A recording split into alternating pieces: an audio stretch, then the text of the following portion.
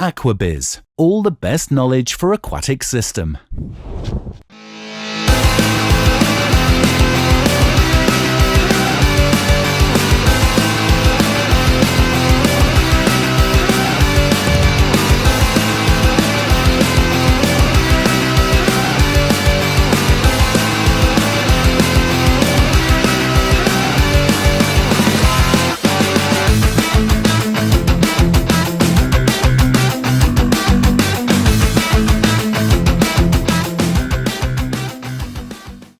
Okay, thank you. I hope everybody have good coffee and can stay awake for my next presentation.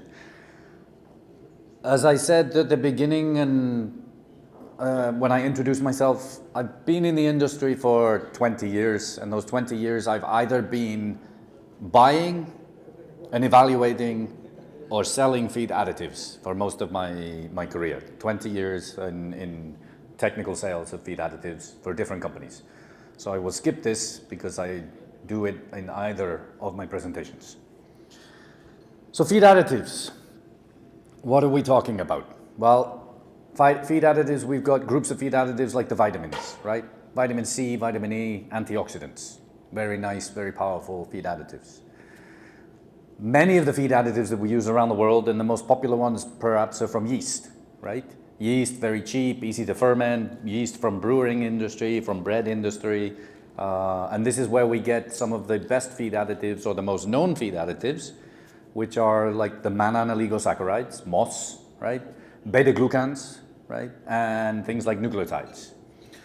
And just as a side note, nucleotides, when I was doing my postgraduate work at the University of Guelph with Dominic, I was doing my graduate work in nucleotides, so I was looking at the feed additive effects of nucleotides as my graduate work. Organic acids, right, and salts of organic acids, or fatty acids, essential oils, alkaloids, other phytochemicals, right? Lots of feed additives out there in the market. Probiotics, very important in pond culture. As a bit of history, and in the part of the world where I was doing my research and doing my work 20 years ago, the feed additive race, and I call it a race because it's a really competitive race. There are many, many feed additives on the market, many suppliers of feed additives on the market. Everybody has the best feed additive. But I think in fish farming, in shrimp farming, the start of the race for me was when EWOS at the time, so Cargill, right? EWOS did some work and published 2 papers in 2001 on the effects of nucleotides in the diet. Right, the positive effect of nucleotides in the diet. They showed positive effects on resistance to disease and positive effects on vaccination, saltwater climatization, so transfer. So in salmon, you go from freshwater to, they're anadromous fish, they go from freshwater to saltwater. Growth rate and physiology in Atlantic salmon, right? So this was a really important finding, really important papers. This paper was published in 2001. I arrived to the industry in Chile, the salmon industry, in 2005. And at that point, the feed industry was just starting to really get into feed additives and really trying to figure out how we can remove antibiotics from the feed and replace them with something more proactive. You also have to remember that at this point in time, organizations like the World Wildlife Fund was very active in trying to reduce antibiotic use around the world, especially in aquaculture, right? So these things were happening, so there was a race that started in the functional feed additive industry. Now, their work showed some very nice, interesting things. For example, with Vibrio in rainbow trout, they found that with nucleotides, and you would challenge the fish here, and you can see that the cumulative mortality, so we have the control group, okay, which had no feed additives. Then we've got beta-glucans, which are a well-known immunostimulant, right? So they do stimulate the innate immune system. And then the next feed, we have nucleotides. And so you could see that they fed the diets prior to exposure, then they challenged the fish, and with nucleotides, they got more survival, right? So the nucleotides were helping with a bacterial challenge like Vibrio. Here we can see again, this is stimulation of the immune system, right? So I said that some products stimulate directly the immune system, some modulate the immune system. So here we've got beta-glucans again, so controlled diet, no feed additives, no functional ingredients.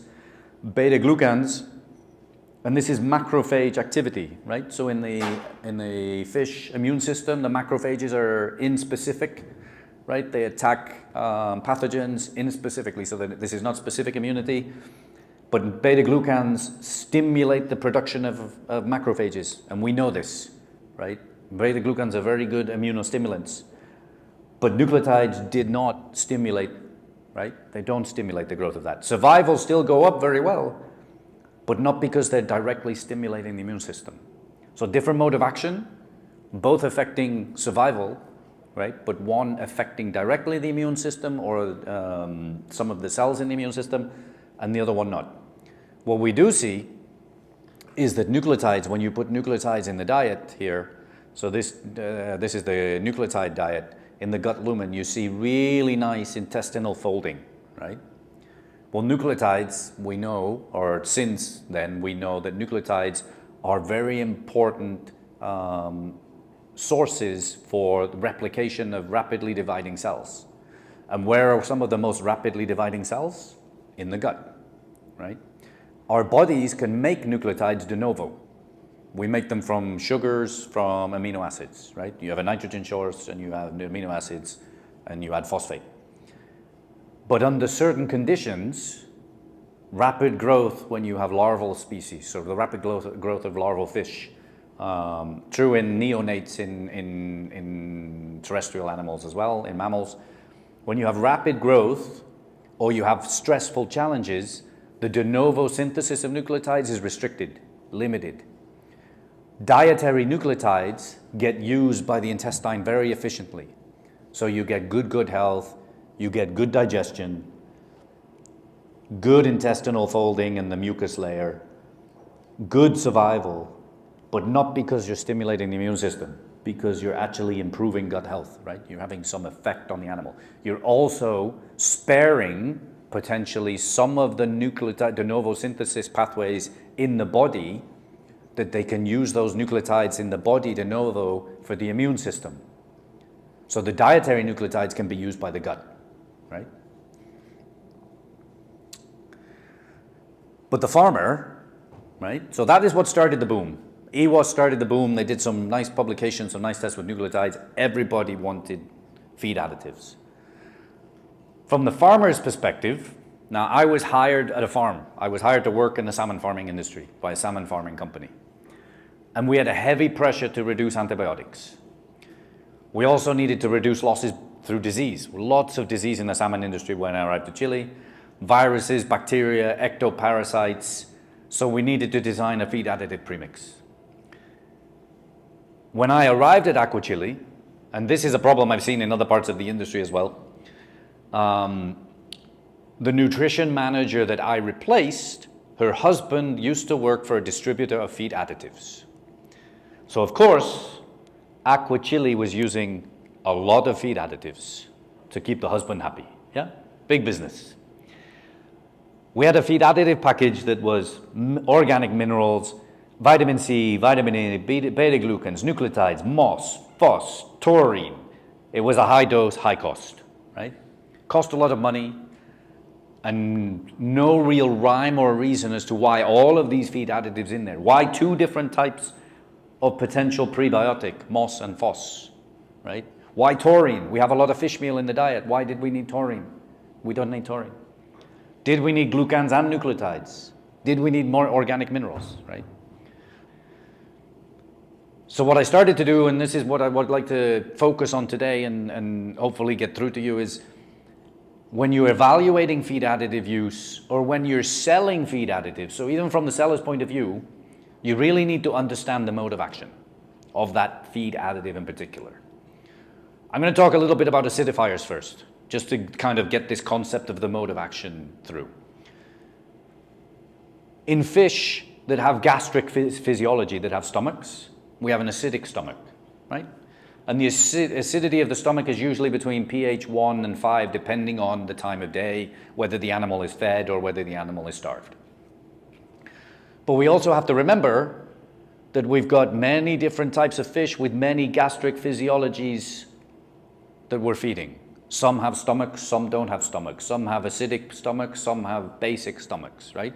The pH here, or maybe in a milkfish, not the same as the pH in a salmon or a trout, right? Totally different diets, totally different gastric physiology. So when I say to you as a salesman, and you have a problem with something pathogenic bacteria in the gut, and I come to you and you're a milkfish farmer and I say, you need to use an acidifier. To acidify what, right? Do I have a stomach that's acidic or not? Like, you need to understand how the things work and what the physiology of your animal is and how and when you're going to treat it. So Wittaya, in 2011, published an interesting paper that demonstrates this quite well. This is time of day, right? 24 hours, one day. This is the gastric pH, and this is how the gastric pH fluctuates throughout the day and whether the animal is being fed or not, right? A lot of variation in gastric pH throughout the day, throughout the cycle.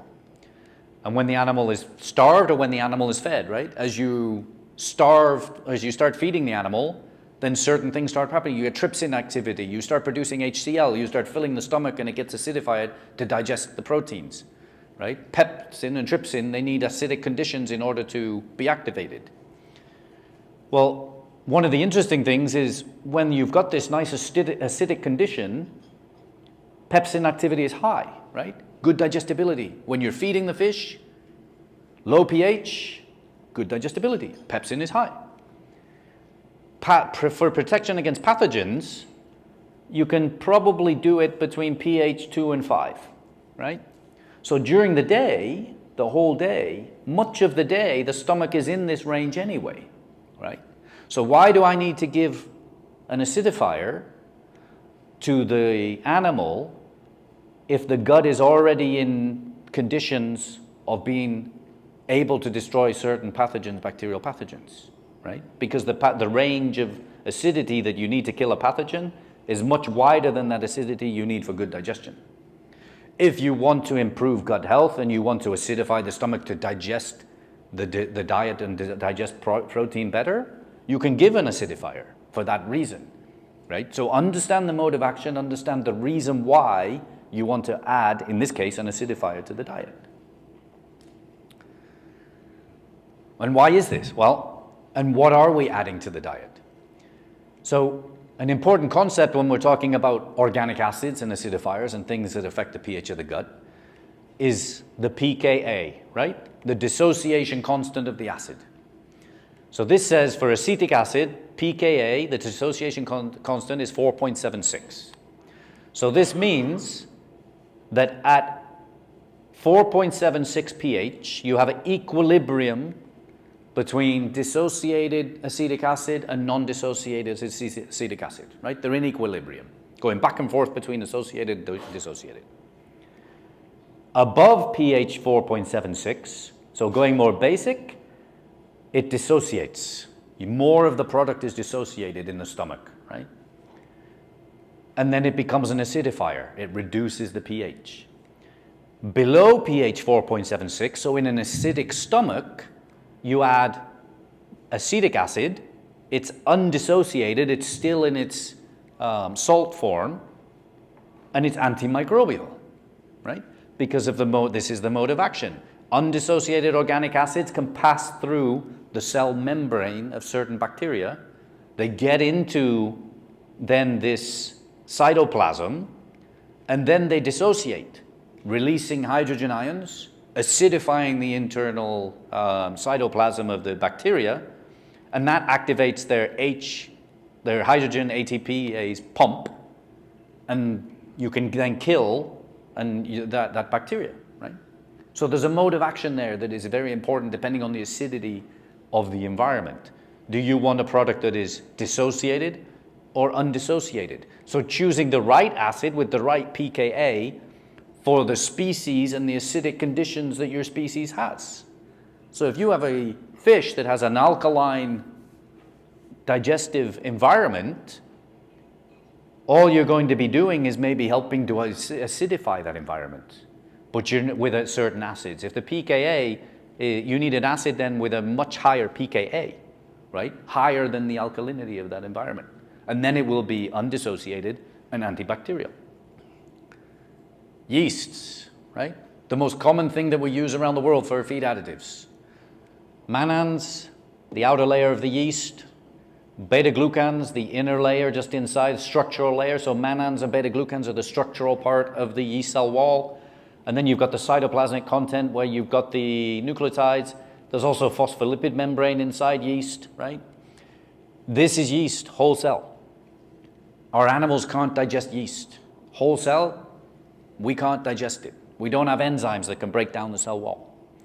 So if you're a supplier of yeast, or if you're buying yeast, are you getting yeast that's whole yeast, or are you getting yeast that's been lysed, enzymatically treated, or somehow broken down physically so that you're exposing the good stuff, right? Exposing the glucans, exposing the mannans, exposing the nucleotides, because this is what you're looking at, right?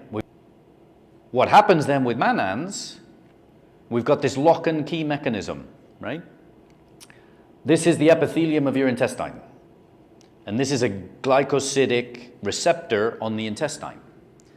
Pathogenic bacteria infect animals and infect us by connecting to this glycosidic link, right? They recognize it, they connect to it, there's your infection. It's now attached to your body. So what I recommend is you do your own testing, and it's easy to do, okay? In vivo, there are many laboratories where you can grow fish and grow shrimp and you can test different feed additives. And this is testing I was doing when I was at Aqua So this was around 2007. And this test was to test nucleotides. So we'd read the papers from EWAS and we wanted to make sure for ourselves, do nucleotides actually work in our situation for the feeds that we're using? So we had controlled diet. All the fish started around 40 grams. We were only growing them for a month because this was a challenge trial. But what we had is we had one commercial source of nucleotides, a second source of nucleotides, but at 2 doses, and then a third source of nucleotides. Now, at the time, all the different suppliers were telling us you need to have 70 ppm, 150 ppm, 500 ppm of nucleotide. None of them could define what a nucleotide actually was, because nucleotides can be nucleotides, nucleosides, bases, inconsequential. What was important to me was what is the effective dose of that product in the feed, right? How many grams or how many kilos of your product do I need in my ton of feed? So I said to them, okay, give me the effective dose. So each supplier said to me, here's the effective dose that we recommend. And one of the suppliers says, we want to try a low dose and a high dose. Fair enough.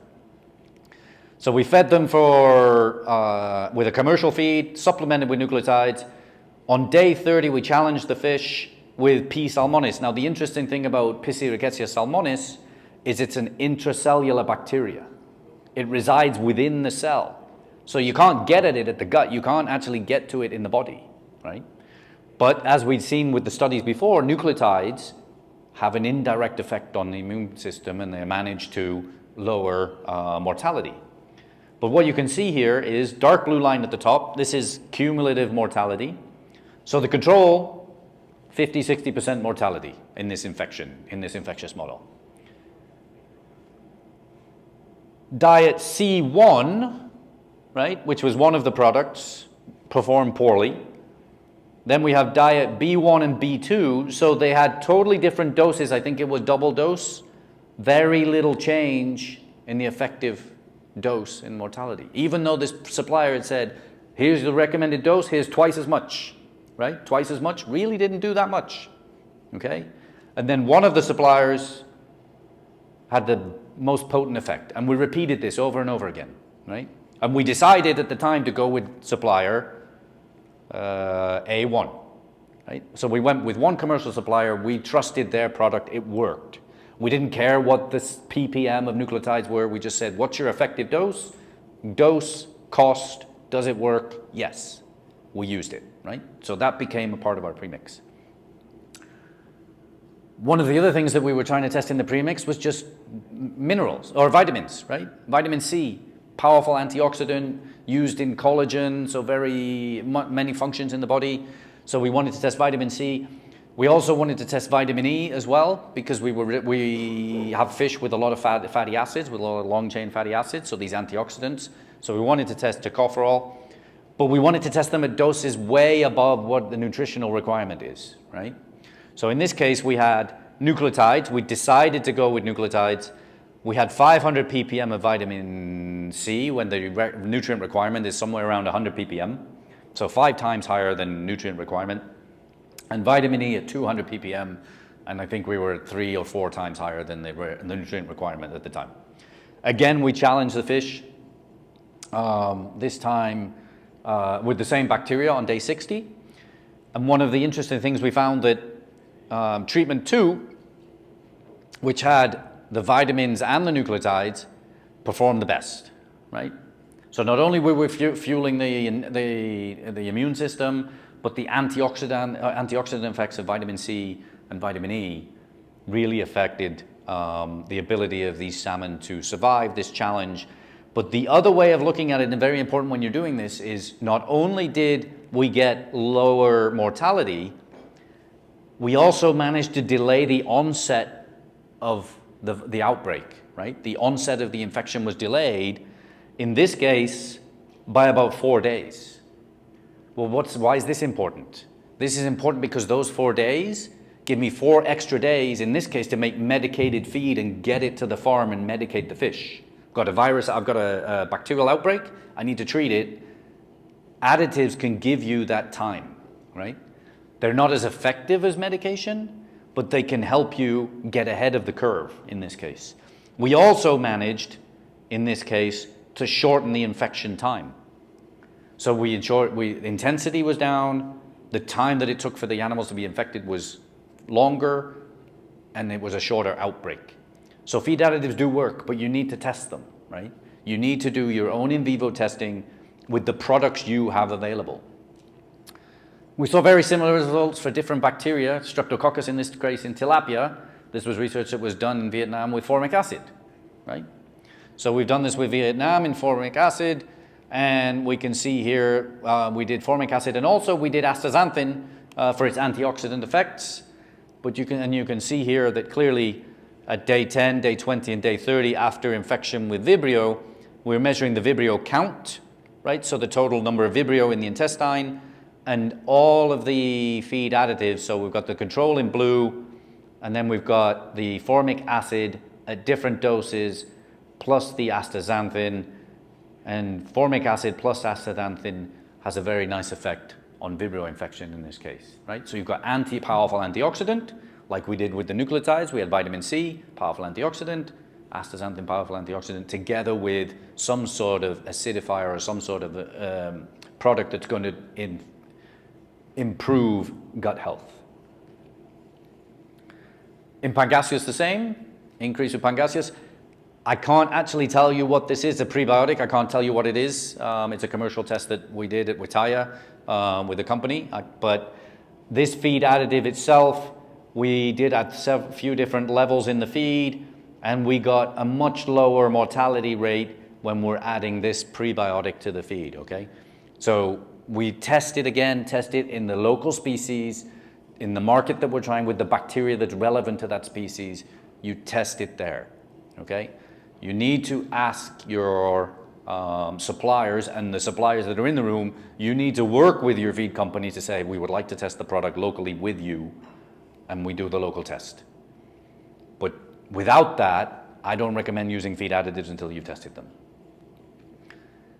Sodium butyrate, zebrafish. I know this is with zebrafish, it's not a commercial species, but zebrafish are a very good model, a very cheap model to test with. This was with the lipopolysaccharide challenge. And you can see here with different doses of the product. These are 11 different trial doses of the product with LPS challenge.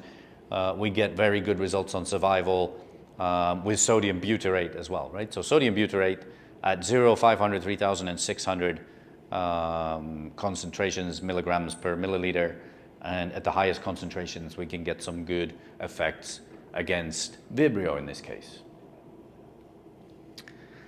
Feed additives then can work. There are many feed additives out there. My recommendation, and the only thing that I would rather say to you, is test them for yourself, right? Trust, and also trust the published literature. Peer-reviewed literature is very important. Feed additives, though, cost a lot of money, right? They're expensive. They're an added cost. You have to put it in, as a feed factory, you need to add it to the feed, but then also you need to convince your farmer to pay that difference.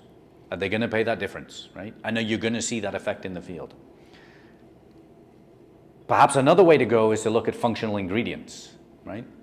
So typical functional feed additives are fractionated, or they're extracted from vegetables, they're fractionated from yeast, they're extracts from something, right? Well, why extract it from something when we've got raw materials that have those as part of their makeup? One of them is fermentation, right? If we ferment a raw material and add value to that raw material, so fermentation, it's defined as that biological process by which the microorganism converts a substrate, right? So the microorganism is eating that substrate, converting it to something else. As it does that, it produces secondary metabolites. And these have been known today, or being called today, postbiotics, right? After those microorganisms have done the job of fermenting something, these secondary metabolites have a functional component, and they function as feed additive-like components. We call them postbiotics. And it's a very old thing that we've done. I mean, in Southeast Asia, we know this more than anything. Like soy, fermented soy, tofu, one of the oldest industries in the food industry, right? Fermentation has been around for many, many years, eons in Southeast Asia. Two types of fermentation, right? Solid state, liquid fermentation. We need to be aware of this because certain substrates and certain species of microorganisms, strains of microorganisms prefer or do better in liquid versus solid state fermentation. Whether you're using fungi, whether you're using yeast, whether you're using bacterial fermentation. Okay, so solid state fermentation occurs with moisture, so it got liquid but very low liquid. But you need to be aware of what you're going to ferment before you decide whether you're going to use liquid or solid. But when you do, and you take something like soybean meal, right, and you ferment soybean meal, and this is a study that was done in 2022, this is largemouth bass, so this is work that was done in China, showing that as you add fermented soybean meal to the diet, you get much better survival. Okay, and this was done in largemouth bass with Eromonas. So we get a much better survival when we add a nice good dose of fermented soybean meal. The benefit being you're adding a feed ingredient, right? You're adding protein, you're adding minerals, vitamins, you're adding everything that feed ingredient brings to the diet, plus that microbial biomass that it was fermented in gives you all of those functional feed additives at the same time. So when you're trying to justify the cost of a functional feed, look at an ingredient. There are ingredients out there that are functional, right? And so here you can see this was the approximate composition of the diet. So the diets were formulated to include 7, 15, 22.5, and 30%. So you can get very good results up to 30%, but it was around 22% that we got really good results in survival with a fermented soy. In shrimp, it works the same. 3 levels of a commercial product. This is a commercial product called ME Pro. It's a fermented soybean meal added to the diet at 10, 20, and 30% and tested against EMS in Vaname. Okay? And here we get really good results. This is survival rate, poor survival rate in the control, adding the 10 and 20%. So we get really good results at 30% of this soybean meal in the diet, fermented soybean meal. Well, the postbiotics, right? That microbial biomass that's included with the ingredient is loaded with all sorts of beneficial functional ingredients, right? Functional additives. Fermented corn. So here we've got a fermented corn product. This is from a company in the US called Poet. And this is a commercial product available today. 6, 9, and 12% in the diet. And you can see that survival rate was improved, especially at around 9%. We get good survival, and this was with a challenge with EMS. And we've got soybean meal in the diet, we've got really good soybean meal, and we're replacing some of the soybean meal in this case, and some of the fish meal we're replacing with the POET product, but the fermentation is what is working to provide those postbiotics. Now, there are many alternative ingredients on the market that also are coming with some beneficial effects. And I just quickly want to go through some of these, and some of these we're familiar with. Squid, krill meal, for example, we use them a lot in the shrimp feed. Number of pros, high protein content, 40 to 60%, right? Very good feed ingredient. Rich in fatty acids. Fatty acids, especially some of DHA, for example, is proved very important to the immune system. Rich in vitamins and minerals. Certain vitamins, we saw vitamin C, vitamin E, very good antioxidants, very potent, as is astaxanthin, and krill is loaded with astaxanthin. High palatability, right? Good feed intake. One of the important things you want when the animal is sick is you want good feed intake. You want to get those nutrients into the animal. And they've got good functional properties, so that astaxanthin, like I said. Unfortunately, they're high cost. Squid meal, krill meal are quite high cost. Limited supply and availability, and there's some questions surrounding their sustainability at the moment. This graph demonstrates the apparent benefit of marine ingredients like krill, and the effect is attributed to more than just the protein quality, right? So one of the things to note here is we've tested fish meal in the diets. So we've got a base diet here plus 5% fish meal. And then we took out the protein fraction of the fish meal. So this is the non-protein fraction of the fish meal, the protein fraction of the fish meal. And we did the same with krill, whole krill, non-protein fraction, protein fraction. And what this is looking for is to see where is the benefit coming from these marine ingredients, right? Interestingly enough, with fish meal, it's the protein fraction that's providing the benefit. But when you look at something like krill, you need the whole krill in order to get the whole benefit. The non-protein fraction doesn't help. It helps a little bit more, but the protein fraction less. There's something going on in krill that is helping provide more beneficial immunity and better growth to these animals, right? What is it? We don't know. There's this black box effect, right? Certain ingredients. But it's important to define well your ingredient and understand that there are fractions that we still don't quite understand in certain ingredients. We can get them in feed additives. We know that there are certain feed additives that work, but certain feed ingredients as a whole ingredient like krill have a very beneficial effect.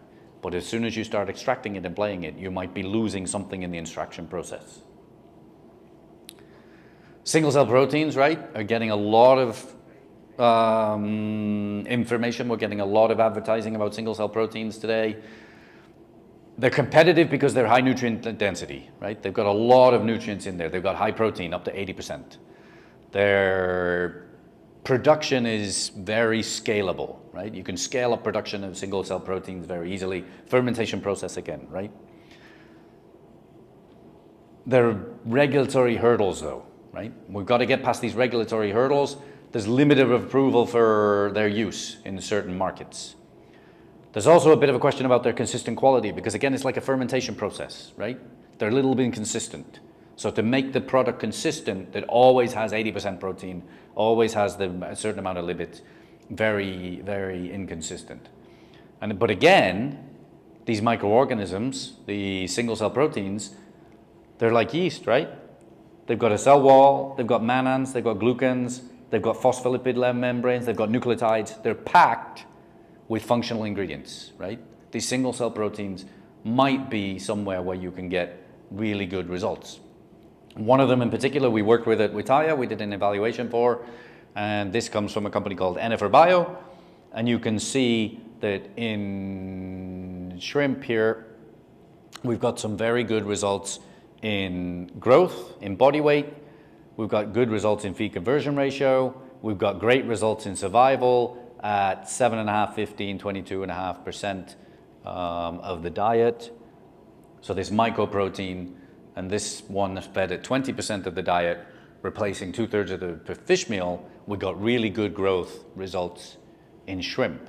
So there are a lot of functional ingredients out there that help improve growth because you're improving the immunity of the animal, right? Improved immunity, improved gut health, all this postbiotic effect, these mannans, these glucans, these nucleotides that are present in single-cell proteins can really help. One that maybe gets overlooked a lot and something that comes from the swine industry, right? For anybody that's worked in swine industry before, if you talk to producers in swine 20, 30 years ago, they had some of the best results with their piglet production than they've ever had, and that's because they used to use a lot of plasma. They will swear that it was plasma. And we took plasma out of the feed after the scare with mad cow disease, right? Everybody got away from animal products. No more animal products in the feed, we can't use them because of mad cow. Production went down. Plasma is really high in protein, 75% protein, rich in amino acids. It's got a really high digestibility. When you get a good quality blood cell mix and plasma mix, you can get a really good product. You get a really good growth response. Interestingly enough, as a functional ingredient, and going back to my first presentation, we see that it helps with pellet stability. Plasma can help with the pellet quality. This is with a formula for trout on the left, and we've got a formula for shrimp on the right. So typical formula, and we've got pellet density, durability, hardness, flowability, water stability. In a trout diet, extruded trout diet, water stability went up by about 20 points when we added plasma to the diet. It's got a very good functional ingredient. In the shrimp diet, we had an effect on hardness, right? How hard the pellet was. We also saw an effect on hardness in the trout diet. So the pellet wasn't as hard. Well, if it's not as hard, it's not as brittle. But for certain species, the texture is important when you come to eat that pellet, right? So a softer pellet might be more palatable to the animal. In the shrimp industry, interestingly enough, and it's a test that we want to start doing with this product, there's a lot of acoustic automatic feeders on the market now for shrimp, right? That are in the water and they listen to the shrimp feeding. And they listen to the clicks that the pellet makes as it breaks up in the water as the shrimp's feeding. So hardness, if you can use an ingredient like plasma in the diet to reduce the hardness or change the hardness of the diet and how brittle it is, you might change the sound of that diet as it's been eaten. And that then can affect the effectiveness of automatic feeders that are listening, these acoustic feeders. So there are ingredients that we may have forgotten about or may have removed from the feed for other reasons that maybe we want to start reevaluating again for some other functional properties that they have, not just in the immunity in the animal, but also in growth performance and feed performance. But we have seen in shrimp that the use of plasma in the diet can improve survival. And this is at 1.5, 3.5, and 6% of the diet. We think, if we look here at the feed conversion ratio, and we look here at the peaks in protein efficiency ratio, that somewhere around 3% of the diet, plasma works very well. It's kind of the sweet spot when we're looking at plasma, because it is a very expensive ingredient. And then microalgae, very important. Microalgae is something that's getting a lot of interest in the industry, but not necessarily it's not a protein ingredient, right? We're looking at microalgae today because we've got a problem with fish oil globally. We've got no more fish oil, right? It's all been utilized, it's all been bought up. Microalgae, all of these marine microalgae, which are loaded with omega-3 and omega-6, also a very important source of minerals and vitamins, sustainable and environmentally friendly, unlike some of the fermented single-cell proteins, right, that are very water intense, very carbon intense. But these microalgae, here, the different strains of microalgae, they're loaded with all sorts of great fatty acids. And the one thing that's great about long-chain fatty acids, they're anti-inflammatory, right? We get into EPA, DHA, especially DHA we're finding is a really great driver of survival and immunity, right? It's used importantly in a lot of anti-inflammatory molecules in the body. So this was a trial that was just put out by BioMar, where they were testing a commercial product. So if you're looking for commercial product, for example, this is by Algo Prime from the company Corbion, and it was DHA. And one of the things that was important about this, showing that DHA is the most important component out of EPA and DHA of these long-chain PUFAs, and really got some really great growth. This was in Atlantic salmon, this was just done in Norway, but really great positive growth response using microalgae, right? So microalgae, again, an ingredient that has very interesting functional properties where you might be able to improve the immunity, improve the anti-inflammatory response of organisms by using an ingredient and not necessarily using a feed additive. But the final thing I want to say, after saying all these great things about feed additives and all these great things about feed ingredients, is one of the other things we can recommend is to keep it simple, okay? This is work that was done with rainbow trout in a disease caused by flavobacterium, but they call it bacterial gill disease, or it's called cold water disease in certain parts of the year because as the temperature drops really cold, flavobacterium is prevalent and really infects the animals, so they call it cold water disease. This was done at the University of Guelph, where I'm from, where Dominic's from, and this study was demonstrated something really interesting, which is when you have a bacterial infection, so flavobacterial infection here at day 0, you might not need to feed anything. In fact, you might not need to feed at all, right? Fed fish, infection rate. Unfed fish, the red line. The control, which was just a negative control. This was just a sham diet. It didn't have any, like there was just a low-dose diet. And then in the purple line here, this is resume feeding after 5 days, right? This is cumulative mortality. And this was something that I was taught by Dominic very early when I first met Dominic in the lab at the University of Guelph. If we saw signs of an infection, Stephen, stop feeding. Don't feed the fish. For all of you that work on a farm, what happens when you don't feed your animals? They relax, right? The fish start swimming slower. They might sink to the bottom of the pond, or they sink to the bottom of the cage. Their metabolism reduces. What does that allow them to do? It allows them to use the energy that they would usually use for swimming around the cage and for feeding for immunity.